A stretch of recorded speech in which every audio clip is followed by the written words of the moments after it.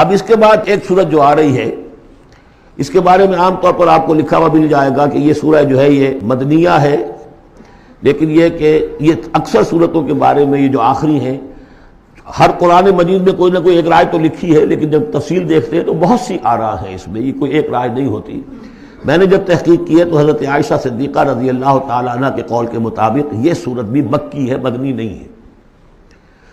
سورۃ البینہ، بسم اللہ الرحمن الرحیم، لم یکن الذین کفروا من اہل الکتاب والمشرکین منفکین حتی تأتیہم البینہ، نہیں تھے وہ لوگ جنہوں نے کفر کیا تھا اہل کتاب میں سے اور مشرکین میں سے کہ انہیں علیحدہ کر دیا جاتا یا باز آ جاتے، حتی تأتیہم البینہ، جب تک کہ ان کے پاس بینہ نہ آ جاتی۔ ظاہر بات ہے کہ وہ گمراہی میں مبتلا تھے، کوئی بین چیز آئے، کوئی واضح چیز آئے جس سے کہ ان کو محسوس ہو جائے، شعور ہو جائے کہ ہم گمراہی پر ہیں۔ اور یا اس کا مفہوم یہ ہے کہ جب تک بین ان کے اوپر بات نہ آ جائے اس وقت تک انہیں کاٹا نہیں جا سکتا، انہیں اپنے سے علیحدہ نہیں کیا جا سکتا۔ منفک جو ہے یہ دونوں طریقے سے معنی دے گا۔ اب قابل غور کیا بات ہے، وہ بینہ کیا ہے؟ رسول من اللہ یتلو صحفا مطہرۃ فیہا کتب قیمہ، ایک رسول اللہ کی جانب سے جو تلاوت کرتے ہیں پاکیزہ اوراق کی، اور وہ فیہا، ان اوراق میں کیا ہے؟ بڑی مضبوط کتابیں لکھی ہوئی ہیں، احکام ہیں اللہ کے۔ کتاب کا لفظ خاص طور پر میں بتاتا آیا ہوں آپ کو کہ یہ احکام شریعت کے لیے آتا ہے۔ فیہا کتب قیمہ، یہ ہے وہ چیز کہ جب اللہ کا رسول اللہ کی کتاب لے کر آ جائے تو یہ بینہ اب ہو گئی، اب بات واضح ہو گئی، اب کسی شک و شبے کی گنجائش نہیں رہی۔ یہی سورہ طلاق میں ہم نے پڑھا تھا ذکرہ، قد انزلنا الیکم ذکرا رسولا یتلو علیکم آیاتہ، تو یہ جو ہے رسول جب تلاوت کرتا ہے، گویا کہ رسول اور کتاب مل کر بینہ بنے، اللہ کی کتاب اس کا معلم رسول مل کر بینہ بنے۔ اس اعتبار سے بینہ اور ذکرہ کی جو تعبیر ہوئی ہے اور اس کی ڈیفینیشن جو ہوئی ہے سورہ بینہ میں اور سورہ طلاق میں، وہ بہت اہم ہے۔ اب فرمایا وما تفرق الذین اوتوا الکتاب الا من بعد ما جاءتهم البینہ، یہ جن لوگوں کو کتاب دی گئی تھی انہوں نے جو پہلے بھی تفرقہ کیا ہے آپس میں، یہ جو بٹ گئے، یہ کوئی نصارہ بن گئے، کوئی یہودی بن گئے، پھر نصارہ میں نہ معلوم کتنے فرقے ہوئے اور یہودیوں میں کتنے فرقے ہوئے، یہ سارا تفرقہ ہوا کب؟ الا من بعد ما جاءتهم البینہ، مگر یہ کہ ان کے پاس بینہ آ چکی تھی، گویا کہ اس کے اب جرم کے وہ پورے طور پر اس کی سزا کے سزاوار ہو چکے۔ وما امروا، یہ آیت اس اعتبار سے بہت اہم ہے کہ دین کا پھر وہی خلاصہ جو ہم نے پڑھا تھا بہت ہی شدت کے ساتھ سورہ زمر میں، وہ پھر آ گیا۔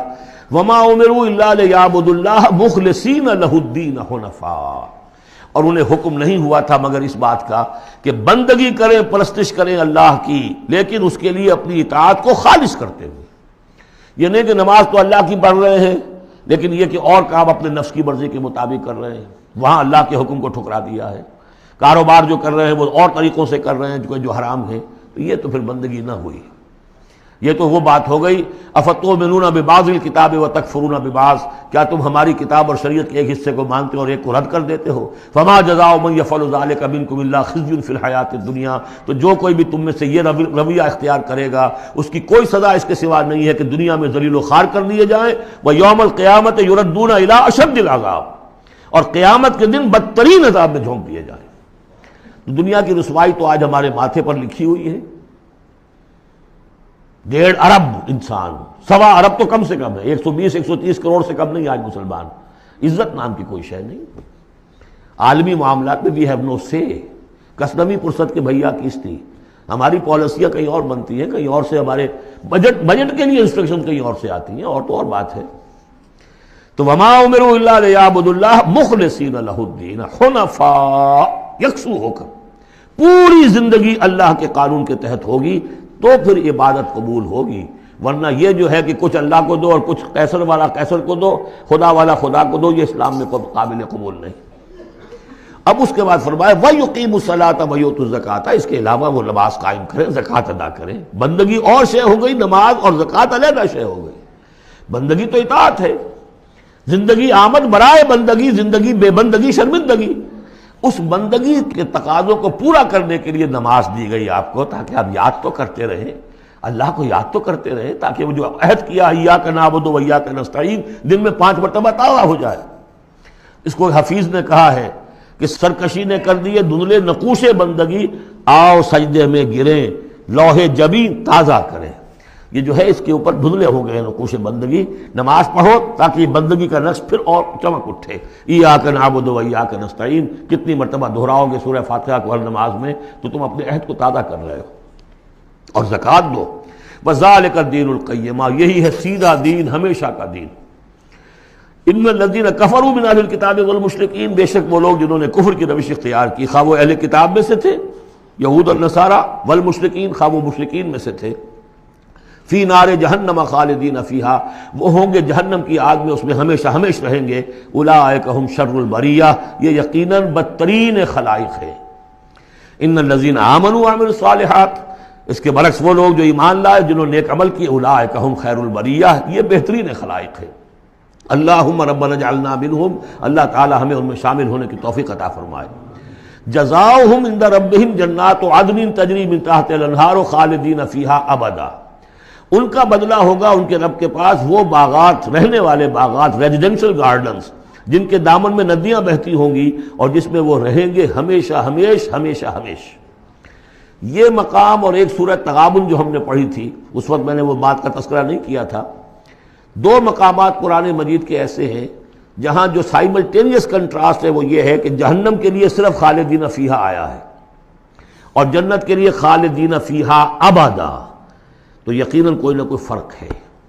ویسے جہنم کے لیے بھی قرآن میں دوسرے مقامات پر ابدا بھی آیا ہے اور پھر سارا کچھ لیکن جہاں کنٹراسٹ آ جائے جو فوری ہو تو یہ جو سائملٹینیس کنٹراسٹ کے حوالے سے چنانچہ اسی بنیاد پر امت کے دو بڑی عظیم شخصیتوں کی رائے یہ ہے کہ جہنم ابدی نہیں ہے ایک وقت میں آ کے کھوکھلی ہو جائے گی ختم ہو جائے گی. یا تو وہ جہنمی وہ ہوں گے کہ جن میں خیر کا سرے سے کوئی ایلیمنٹ ہی نہیں انہیں جلا کر راکھ کر دیا جائے گا معدوم ہو جائیں گے جیسے حیوانات معدوم ہو جائیں گے.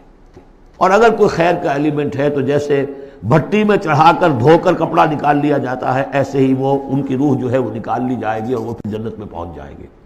لیکن یہ عام اہل سنت کا عقیدہ نہیں ہے.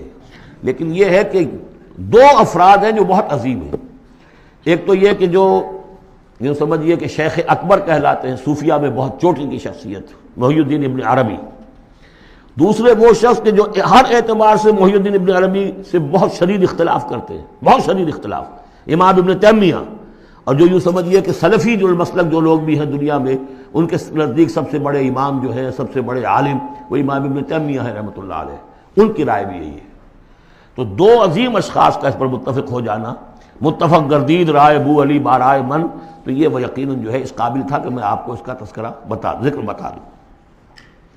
رضی اللہ عنہم یہ لوگ جو ہیں وہ لوگ کہ ان الذین آمنوا وعملوا الصالحات اولئک هم خیر البریہ جزاؤہم عند ربہم جنات عدن تجری من تحتہا الانہار خالدین فیہا ابدا رضی اللہ عنہم ورضوا عنہ اللہ تعالیٰ ان سے راضی ہو گیا اور وہ اس سے راضی ہو جائیں گے. جب جائیں گے وہاں تو اللہ تعالیٰ وہ کچھ دے گا کہ راضی ہو جائیں گے. ذالک لمن خشی ربہ یہ ان کے لیے ہے جو اپنے رب سے ڈرتے